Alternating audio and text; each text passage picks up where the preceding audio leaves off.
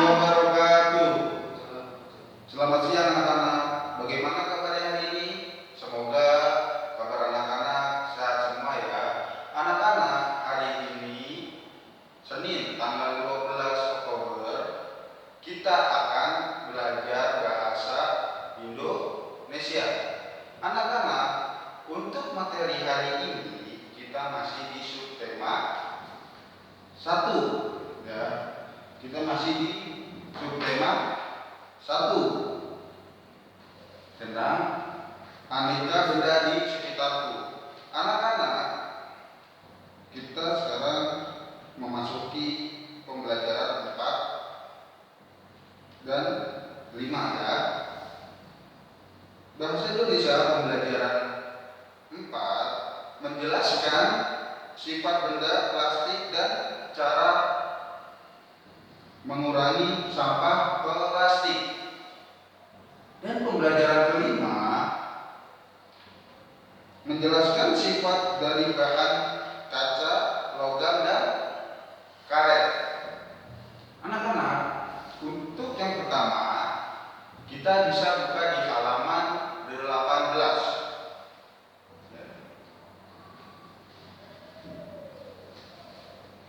Di halaman 18 pembelajaran 4 di situ ada ayo membaca. Benda-benda di sekitar kita ada yang terbuat dari plastik. Nah, di situ kita baca ya. Banyak benda di rumah yang terbuat dari plastik. Misalnya peralatan makan seperti gelas, mangkuk, piring, dan sendok.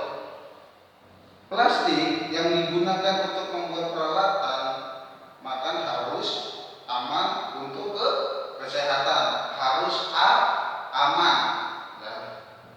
Bahan plastik banyak digunakan karena pertama ringan, tahan lama, dan tahan air. Namun sampah plastik dapat mencemari lingkungan. Sampah plastik memerlukan waktu yang lama agar dapat terurai secara alami. Butuh waktu beberapa tahun, mungkin sampai ratusan tahun.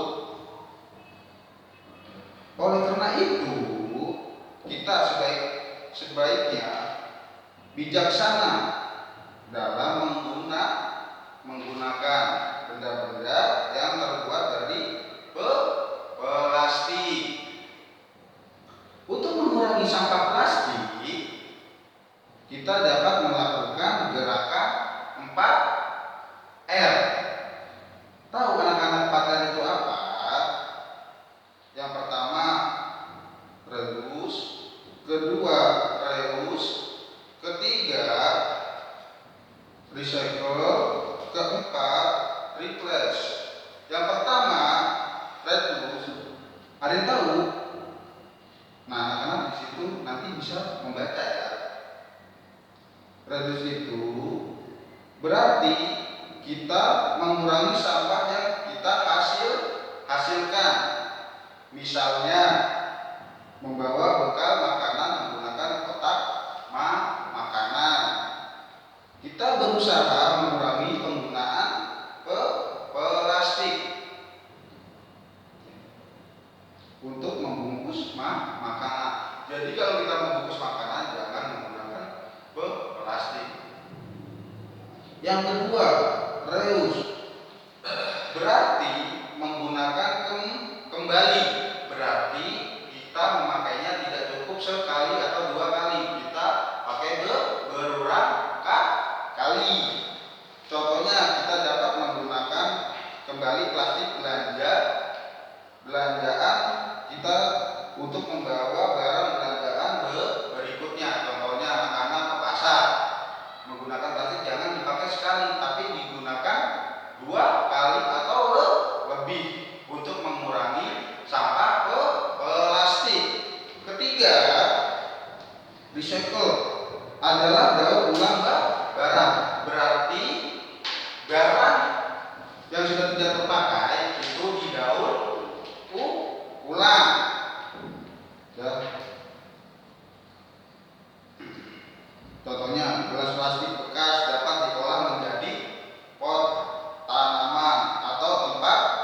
pensil.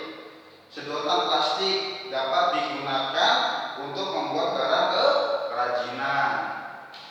Yang keempat, yang terakhir, replace, mengganti benda sekali pakai dengan benda yang dapat berkali-kali dipakai. Misalnya mengganti penggunaan styrofoam dengan kotak makanan atau bekal. Nah, styrofoam itu tidak baik untuk lingkungan, bukan hanya lingkungan, untuk di diri kita juga tidak baik. Lalu sekarang kita memasuki pembelajaran yang kedua. Tadi apa yang kedua? Menjelaskan sifat dari bahan kaca, logam, dan karet. Nah, anak-anak bisa membukanya di halaman 24. Di situ ada juga 24. Ayo membaca. Nah, benda itu ada 3 ya untuk materi ini. Yang pertama, benda terbuat dari kaca. Kedua, terbuat dari logam. 3, benda terbuat dari karet. Yang pertama, benda terbuat dari kaca. Nah, kaca bersifat tembus pandang, tahan air, dan tahan panas. Karena sifatnya tembus pandang, kaca digunakan pada jendela. Kaca juga digunakan untuk membuat berbagai macam peralatan makanan dan masakan karena tahan air dan tahan panas. Namun bahan kaca memiliki kelemahan, yaitu mudah pecah. Setiap kali kita menggunakan benda yang terbuat dari kaca, pasti kita selalu berhati-hati. Bukan dari kaca saja, tapi kalau dari kaca sekali jatuh itu akan pecah, akan membahayakan kita. Lalu yang kedua, benda terbuat dari logam. Nah, di sini anak-anak bisa melihat gambar di sampingnya ya. Bahan yang terbuat logam yaitu besi, baja, emas, perak, dan aluminium. Logam memiliki sifat keras, kuat, dan tidak lentur. Logam juga tidak menyerap air dan tahan api. Logam cepat menghantarkan panas. Oleh karena itu, logam banyak dimanfaatkan untuk membuat peralatan masak seperti panci, wajan, dan ceret. Ya, anak-anak pasti di rumah sering melihat panci, ya, wajan. Itu terbuat dari logam. Yang terakhir, yang ketiga atau yang C, benda terbuat dari karet. Karet bersifat kuat dan lentur. Karet juga bersifat elastis. Artinya karet dapat ditarik memanjang dan jika dilepaskan akan kembali ke bentuk semula. Anak-anak bisa mencontohkan di rumah. Kalau anak-anak tidak percaya ya, karet dimanfaatkan untuk berbagai keperluan. Misalnya membuat ban, ya di samping ada gambar ban ya, alas sepatu, dan pembungkus kabel. Meskipun karet bersifat kuat dan lentur, tetapi tidak tahan api.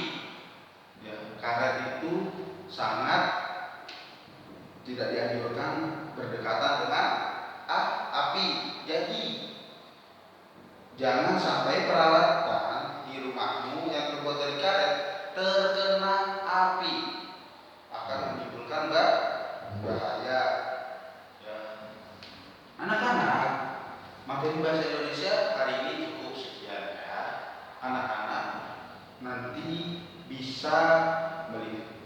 melihat dan membaca bukunya.